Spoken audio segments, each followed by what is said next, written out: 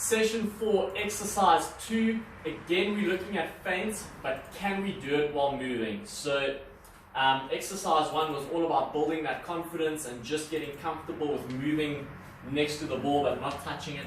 Now we want to roll the ball a little bit, and can we do it while play is happening in front of us? So again, we're just going to start right off with that simple one feint.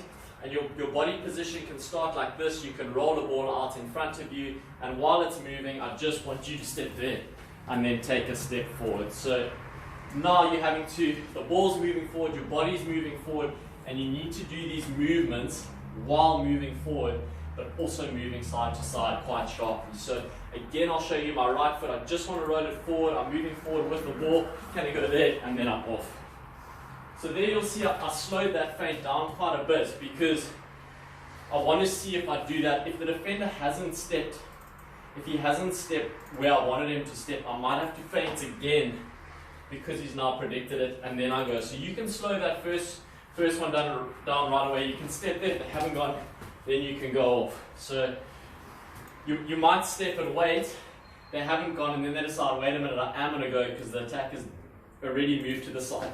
And then I'm off in that direction.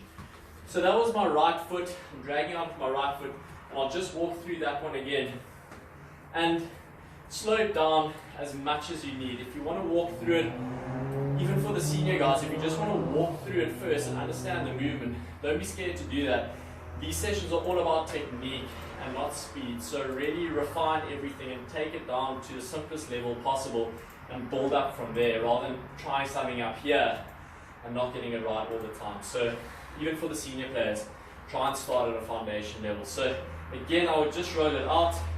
I'm there, I'm happy with the ball, I'm stepping there, and I'm moving out. And that's perfect. So now I've got a good understanding. I know what to expect when I speed things up. And that's a perfect way just to start it off. We'll now do it on the left foot. So again, I will roll it out. You can start however you want. Now I'm going to be stepping this way and dragging the ball that way. So let me just maybe move slightly further back. Again, I'm rolling out, cross the body with the right foot, off with the left foot. And you can just stop there. If you've got a lot of space in your garden, you can do a couple of those in a row, turn around, come back. Maybe you've got a wall or a goal or something that you can shoot at. You can even add a shot onto that drill. So that's our single feint. Now we want to do the double. So can we move it forward? Can we let the ball move forward while it's moving? And I'm off. So quite happy with that. Maybe my movements aren't big enough because I don't have that space, but the bigger you can make those initial movements, the more chance you have of throwing the defender off and getting the defender to commit their weight and their balance to the side. So if my movement's very small, the defender's not really going to buy it. So I really want to pretend like I'm going there, and then I'm off again. So that was a double feint. We'll do it on the left-hand side as well. If you're doing it on the left, your first feint is with your left foot. So we're rolling it out, left, right, and I'm off again. So we'll include exactly how many numbers you need to do for each of those. Again, this is really, really nice because we've built that confidence in exercise 1, and exercise 2 is now game related. The game is live, we're moving, we're on the pitch. If you have a cone or anything you can put in the way, maybe put something there, because very important with dribbling is you don't want to show too much of the ball to the defender. So if I've got a cone, maybe I just want to do that. And I might know if I roll it here and my feint goes there and I drag it out over the cone, I've obviously gotten too close to the defender before attempting that move. Whereas over here, there's the defender and I've got enough space to get by him and then through the gap like that. So any items that you have, try and use them. It'll also just teach you to get your head up, which has been one of our big focuses lately. So guys, I hope you enjoyed that.